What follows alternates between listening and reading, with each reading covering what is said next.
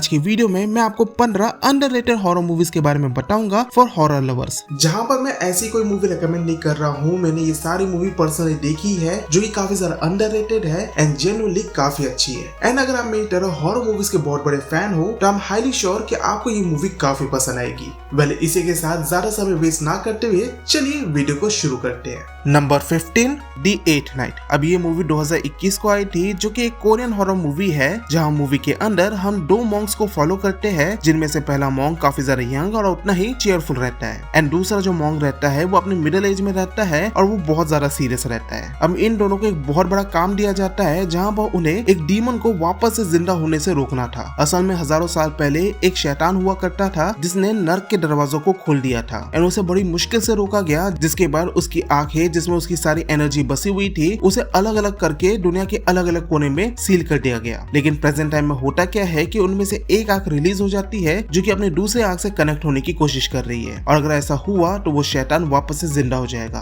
अब जो हमारी मूवी के कैरेक्टर्स है क्या ये चीज रोक पाएंगे कि नहीं, इसी चीज के अराउंड मूवी रिवॉल्व करती है। देखो मूवी के अंदर आपको हॉरर, थ्रिल, सस्पेंस और एक्शन जैसे एलिमेंट्स तो देखने को मिलेंगे ही, लेकिन इसके साथ आपको मूवी के अंदर हल्की फुल्की कॉमेडी भी देखने को मिलेगी। लेकिन हाँ, ये चीज इसके हॉरर एलिमेंट को बिल्कुल अफेक्ट नहीं करता है। ओवरऑल ये काफी जबरदस्त मूवी है जिसकी स्टोरी लाइन से लेकर इसका प्रेजेंटेशन मुझे काफी पसंद आया एंड इसके चलते मैं इस मूवी को एक बार रेकमेंड करूंगा कि आप ये मूवी जरूर देखिए। Number 14 the exorcism of Emily Rose. ये मूवी 2005 को आई थी जहां मूवी के अंदर हम एक फीमेल लॉयर को फॉलो करते हैं जो कि एक ऐसे केस को हैंडल कर रही थी जहां पर उसे एक फादर को डिफेंड करना था जिनका नाम फादर रिचर्ड रहता है। जहां पर होता क्या है कि फादर रिचर्ड एक लड़की के ऊपर एक्सोर्सिज्म कर रहे थे जिसका नाम एमिली रोज रहता है, लेकिन एक्सोर्सिज्म के दौरान कुछ ऐसा होता है जिससे एमिली रोज की जान चली जाती है एंड पूरी मूवी इसी चीज को हमारे सामने प्रेजेंट करती है जहां पर मूवी के अंदर आपको हॉरर के साथ साथ कोर्ट रूम ड्रामा ये भी देखने को मिलेगा। ओवरऑल मूवी की स्टोरी लाइन और जो प्रेजेंटेशन है वो काफी अच्छा है। बाकी मूवी थोड़ी पुरानी है तो इसके जो विजुअल्स और स्पेशल इफेक्ट है थोड़े आपको आउटडेटेड लग सकते हैं, लेकिन स्टोरी डिसेंट है एंड आपको शायद तक पसंद जरूर आएगी, जिसे आप एक ट्राई दे सकते हैं। Number 13 the autopsy of Jane Doe. ये मूवी 2016 को आई थी जहां मूवी के अंदर हम एक फॉरेंसिक एक्सपर्ट और उसके असिस्टेंट को फॉलो करते हैं जो कि उसी का बेटा रहता है। जहां पर पुलिस वाले इनके पास एक फीमेल कैरेक्टर की बॉडी लेकर आते हैं एंड वो जानना चाहते थे कि इसके गुजर जाने का कारण क्या था। जहां वो दोनों फिर इस बॉडी को एग्जामिन करने लगते हैं एंड ऐसे में वहां पर काफी सारी वियर्ड और पैरानॉर्मल चीजें होना शुरू हो जाती है। जहां पर वो बॉडी को जितना ज्यादा एग्जामिन करते जा रहे थे उतनी ही ये सुपरनैचुरल चीजें बढ़ते जा रही थी। जहां पर आगे स्टोरी में क्या होगा वो सारी चीजें जानने के लिए आपको ये मूवी देखनी पड़ेगी। जहां पर इस मूवी में बहुत ज्यादा हॉरर एलिमेंट तो प्रेजेंट नहीं किया गया है, लेकिन जितना भी हॉरर एलिमेंट हमें देखने को मिलता है वो काफी अच्छा है। ओवरऑल मूवी जो है वो R-रेटेड सीन्स और गोर एलिमेंट पे ज्यादा फोकस करती है जो कि बहुत ज्यादा ही दिखाया गया है एंड इसके चलते मूवी काफी डिस्टर्बिंग है। Number 12 the first women. ये मूवी 2024 को आई थी जहां मूवी के अंदर हम सिस्टर मार्गरेट को फॉलो करते हैं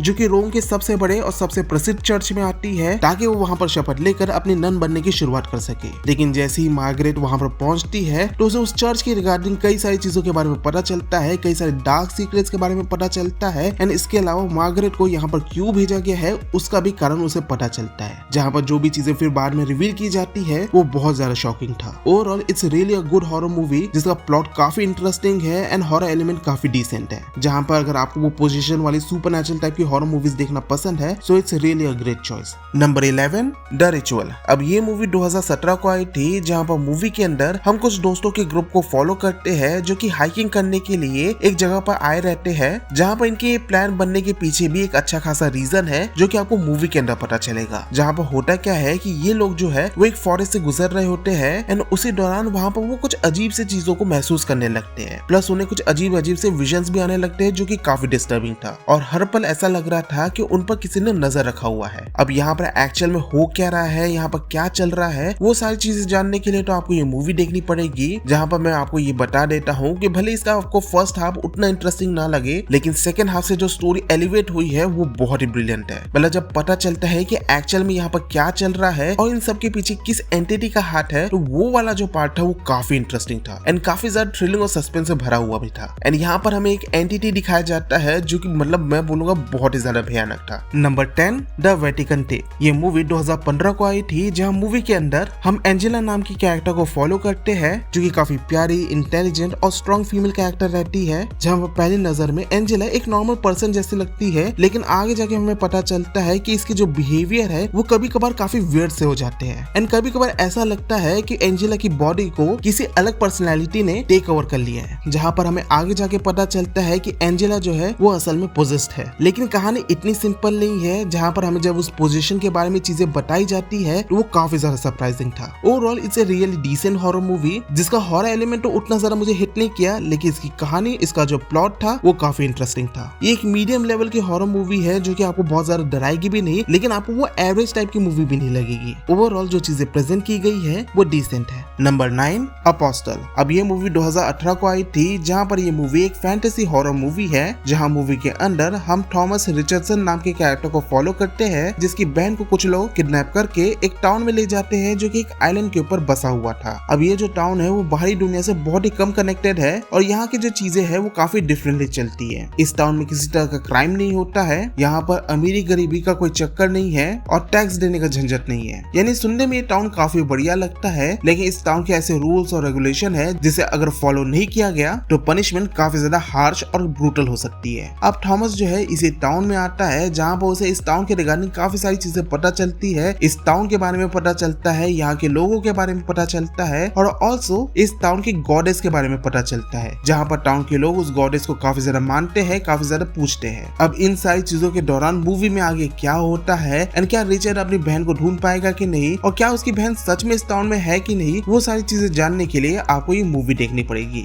देखो मूवी का कॉन्सेप्ट और स्टोरी प्रेजेंटेशन काफी इंटरेस्टिंग है, प्लस अगर आपको फैंटेसी वाला टच देखना पसंद है तो डेफिनेटली ये मूवी आपको पसंद आएगी। Number 8, the night house. अब ये मूवी 2020 को आई थी, जहाँ पर मुझे इस मूवी का कॉन्सेप्ट काफी इंटरेस्टिंग लगा। मूवी के अंदर हम बैट नाम के कैरेक्टर को फॉलो करते हैं, जहाँ पर इसका जो पति रहता है उसने अपनी जान खुद ही ले ली थी, लेकिन ऐसा उसने क्यों किया इसका कोई रीजन नहीं पता चलता एंड ये चीज बैट के लिए बहुत ही ज्यादा ट्रॉमेटाइजिंग थी, क्योंकि बैट और इसका पति जो है वो अलग अलग हो चुके थे एंड कहीं ना कहीं इसी चीज के चलते बैट भी अपने आप को जिम्मेदार मान रही थी। अब होता क्या है कि बैट जो है अपने पति के घर में जाती है ताकि वो इस चीज के रिगार्डिंग इन्फॉर्मेशन ढूंढ सके, क्लूज ढूंढ सके। जहाँ मूवी स्टार्टिंग में तो एक थ्रिलर मूवी जैसे चलती है एंड चीजें भी वैसे ही प्रेजेंट की जाती है, लेकिन फिर बैट जो है वो कुछ अजीब, स्ट्रेंज और सुपरनैचुरल चीजों को महसूस करने लगती है, जहाँ पर उसे ऐसा लगने लगा था कि कोई उसे फॉलो कर रहा है एंड हमेशा उसके ऊपर कोई नजर रखा हुआ है। एंड जब सारी चीजें रिवील होती है कि एक्चुअल में यहाँ क्या चल रहा है, तो वो चीज बहुत ही अनएक्सपेक्टेड थी। मूवी का प्लॉट बहुत अचानक से एलिवेट होता है एंड चीजें भी बहुत ज्यादा इंटरेस्टिंग बन जाती है। मैं मूवी को ज्यादा स्पॉइल नहीं करूंगा, लेकिन इतना बता देता हूँ कि मूवी के अंदर आपको अच्छा खासा हॉरर देखने को मिलेगा, बढ़िया स्टोरी लाइन देखने को मिलेगी एंड मिस्टर का एलिमेंट तो मूवी की जान है। डेफिनेटली हाईली रिकमेंड करूंगा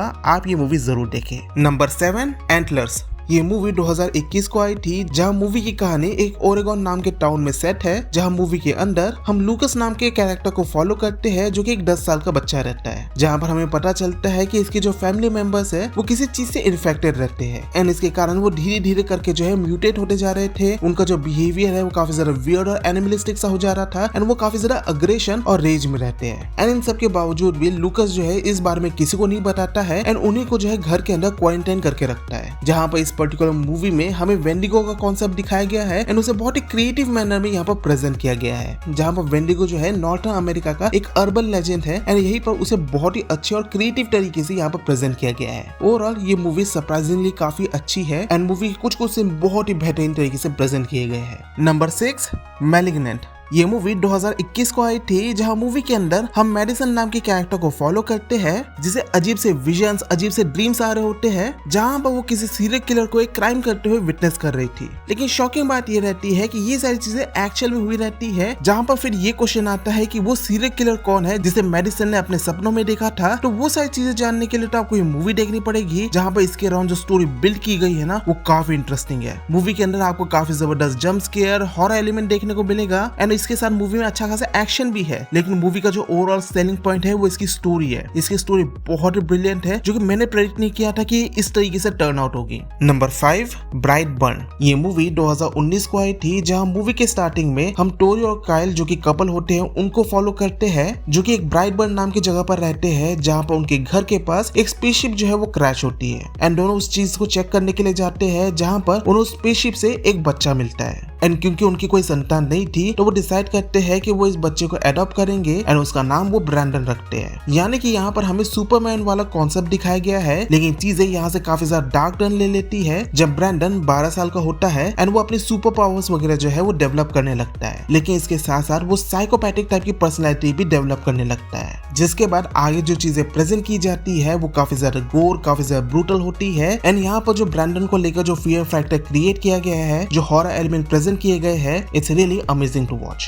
नंबर 4, व्हेन इविल लर्क्स। ये मूवी 2023 को आई थी, जहाँ मूवी में हमें ऐसी दुनिया दिखाई गई है जहाँ पर डीमन वगैरह एग्जिस्ट करते हैं एंड इनके एग्जिस्टेंस के बारे में इंसानों को मालूम है। जहाँ पर इस दुनिया में एक डीमन जन्म लेने वाला है एंड अगर वो डीमन आया तो दुनिया के अंत को रोकना लगभग नामुमकिन है। लेकिन उस डीमन को जन्म लेने के लिए एक वेसल की जरूरत है, जहाँ पर अगर उसके वेसल को डिस्ट्रॉय कर दिया जाए तो ये जो सारी चीजें हैं वो कुछ सालों के लिए टल सकती है। जहाँ पर सालों से ये चीज जो है वो होती आ रही है, जहाँ पर इस बार ये डीमन जो है एक छोटे से टाउन में जन्म लेने वाला है। तो ऐसे में उस टाउन के जो लोग हैं क्या उस वेसल को ढूंढ पाएंगे कि नहीं एंड उसे डिस्ट्रॉय कर पाएंगे कि नहीं, और अगर नहीं कर पाए तो आगे क्या होगा, वो सारी चीजें जानने के लिए आपको ये मूवी देखनी पड़ेगी। एंड डेफिनेटली इस मूवी का कॉन्सेप्ट बहुत ही ज्यादा ब्रिलियंट और काफी यूनिक लगा। एंड ऑल्सो इस मूवी में काफी ब्रूटल और काफी हॉरिफाइंग सीन्स भी हमें देखने को मिलते हैं। एंड इनमें से एक पर्टिकुलर सीन तो एकदम अचानक से हुआ था जो कि मैंने एक्सपेक्ट नहीं किया था, एंड मैं वो स्पॉइल तो नहीं करूंगा, लेकिन that's truly shocking. Number 3, barbarian. ये मूवी 2022 को आई थी, जहाँ मूवी के अंदर हम एक फीमेल कैरेक्टर को फॉलो करते हैं जिसने एक गेस्ट हाउस को रेंट पर बुक किया था। लेकिन जैसे ही वो वहां पर पहुंचती है तो वो देखती है कि वो गेस्ट हाउस पहले से ही ऑक्यूपाइड है एंड वहां पर एक आदमी रह रहा होता है, जहां पर वो बताता है कि उसने भी इस गेस्ट हाउस को बुक किया था एंड इसके चलते दोनों के बीच में काफी आर्ग्यूमेंट होती है। ऐसे में हमारी मेन कैरेक्टर डिसाइड करती है कि वैसे भी उसे ज्यादा समय के लिए यहाँ नहीं रुकना है, तो एक रात के लिए गेस्ट हाउस को शेयर कर लेते हैं एंड दोनों इस चीज के लिए अग्री कर जाते हैं। जहाँ पर मूवी की कहानी यही से शुरू होती है। जहाँ पर मूवी का प्लॉट सुनकर आप दिमाग में जो कहानी बना रहे हो ना, मूवी उससे काफी डिफरेंट प्लॉट हमारे सामने प्रेजेंट करती है, जहाँ पर चीजें बहुत ज्यादा शॉकिंग, डरावनी, ब्रूटल और डिस्टर्बिंग थी। Number 2, caviar. अब ये मूवी 2002 को आई थी, जहाँ मूवी के अंदर हम आइजैक नाम के कैरेक्टर को फॉलो करते हैं, जिसे एक बेबी सिटिंग का काम मिलता है, जहाँ पर उसे एक ओल्गा नाम की लड़की की देखरेख करनी थी। लेकिन यहाँ पर ट्विस्टिंग बात यह है कि जिस घर में उसे जाना था वो घर एक आइलैंड के बीचों बीच बना हुआ था एंड उस घर की हालत देखकर ही ऐसा फील हो रहा था कि यहाँ पर सालों से रेनोवेशन नहीं हुआ है। इसके अलावा यहाँ पर जो हमें ओल्गा नाम की कैरेक्टर दिखाई गई है उसे स्किज़ोफ्रेनिया है, यानी कि वो कुछ मिनटों के लिए या फिर कुछ घंटों के लिए ऐसे स्टेट में चली जाती है जहाँ पर उसे आसपास क्या हो रहा है उसका बिल्कुल भी ध्यान नहीं रहता। एंड अगर ये सारी चीजें कम पड़ रही है तो यहाँ पर आइजैक को पूरे समय एक लीश पहनकर घूमना पड़ेगा, जिससे वो घर के बाहर भी नहीं जा सकता। एंड इन सारी चीजों के बाद भी आइजैक जो है इस काम के लिए अग्री कर जाता है, जिसके बाद जो चीजें होती है वो काफी ज्यादा थ्रिलिंग और काफी ज्यादा स्कैरी है। इस मूवी का प्लॉट काफी ज्यादा ब्रिलियंट है, जहाँ स्टार्टिंग में ऐसा लगता है कि मूवी काफी स्लो चलने वाली है, लेकिन एक्चुअल में मूवी बहुत बढ़िया तरीके से अपनी पेसिंग पकड़ती है एंड काफी जल्दी सारी चीजों को प्रेजेंट करती है। इसके अलावा यहाँ पर जो हमें हॉरर एलिमेंट और जंप स्केयर दिखाए गए हैं वो काफी अच्छे हैं, और इसमें से एक जंप स्केयर तो मेरा फेवरेट है। Overall it's really a great movie, जिसे आपको एक ट्राई तो जरूर देना चाहिए। And finally number 1, the incantation. अब ये मूवी 2022 को आई थी, जहाँ पर मूवी के अंदर हमें कर्स के बारे में बताया जाता है, जो कि इतना डेडली है कि अगर कोई भी इंसान इस कर्स की चपेट में आ जाए तो उसका बचना लगभग नामुमकिन है। लेकिन यहीं पर हमें एक फीमेल कैरेक्टर दिखाई जाती है जो कि इस कर्स से किसी तरह से बच गई है। अब वो इस कर्स से कैसे बची वो तो हमें मूवी के एकदम क्लाइमेक्स से पहले पता चलता है, लेकिन उससे पहले वो सारी चीजों को यहाँ पर रिवील नहीं किया जाता। लेकिन इस कर्स से बचने के बाद भी ये कर्स इतना ज्यादा डेडली था कि वो उस फीमेल कैरेक्टर को काफी ज्यादा अफेक्ट कर रहा था, और इसके चलते वो अपनी बेटी को भी फॉस्टर होम में भेज देती है। लेकिन कुछ साल बीतने के बाद जब उसे ऐसा लगता है कि सारी चीजें ठीक हो गई है तो वो अपनी बेटी को वापस लेकर आती है, लेकिन फिर से वो सुपरनैचुरल एलिमेंट्स वापस से शुरू होने लगते हैं। जहां पर पहले वो कर्स जो है वो उसी फीमेल कैरेक्टर को अफेक्ट कर रहा था, लेकिन अब इस कर्स से उसकी बेटी भी अफेक्ट होने लगी थी। अब एक्चुअल में ये कर्स क्या है और यहाँ पर इसकी कहानी क्या है, वो सारी चीजें जानने के लिए आपको ये मूवी देखनी पड़ेगी। जहाँ पर मैं बता दूं कि यहाँ पर पूरी स्टोरी को जो है एकदम डॉक्यूमेंट्री स्टाइल में प्रेजेंट किया गया है, यानी कि कैमरा रिकॉर्डिंग के थ्रू यहाँ पर चीजों को प्रेजेंट किया जाता है, जो कि आपने पैरानॉर्मल एक्टिविटी वाली मूवीज में देखा होगा। एंड इस मूवी का प्रेजेंटेशन मुझे बहुत ही ज्यादा ब्रिलियंट लगा, जहाँ पर मुझे मूवी की स्टोरी भी काफी बढ़िया लगी, मूवी का एटमॉस्फेयर, मूवी का म्यूजिक, मूवी में जो दिखाए गए कैरेक्टर्स ले लो, या फिर जिस तरीके से पूरी इन्वायरमेंट को इन लोगों ने बिल्ड किया है, हर एक चीज बहुत ही ज्यादा ब्रिलियंट है। मतलब ये एक बहुत ही वेल मेड हॉरर मूवी है जो कि मुझे बहुत ही जबरदस्त लगा, और इसलिए ये मूवी मेरी पर्सनल फेवरेट हॉरर मूवीज में से एक है। आई एम हाईली रेकमेंड कि आप ये मूवी जरूर जरूर देखें। और अगर आपको इस मूवी को और भी अच्छी तरीके से एक्सपीरियंस करना है तो आप इसे एकदम रात में माहौल बना के देखें। तो ये थे हमारे top 15 underrated horror movies for horror lovers. जाने से पहले आप ये जरूर बताना कि आपने इनमें से कौन सी मूवीज देखी है एंड आपकी फेवरेट मूवीज कौन सी है। ऑल्सो अगर मैंने कोई मूवी मिस कर दी है तो उसके बारे में भी आप कमेंट्स में जो है बता सकते हैं। वेल इसी के साथ मैं ये वीडियो यही पर एंड करता हूँ। होप करता आपको ये वीडियो पसंद आया होगा एंड अगर आप इसी तरह की फ्यूचर कंटेंट देखना चाहते हैं तो आप हमारे चैनल को सब्सक्राइब कर सकते हो। मैं मिलता हूं आपसे नेक्स्ट वीडियो में और ऐसे हॉरर कंटेंट के साथ। तब तक के लिए गुड बाय।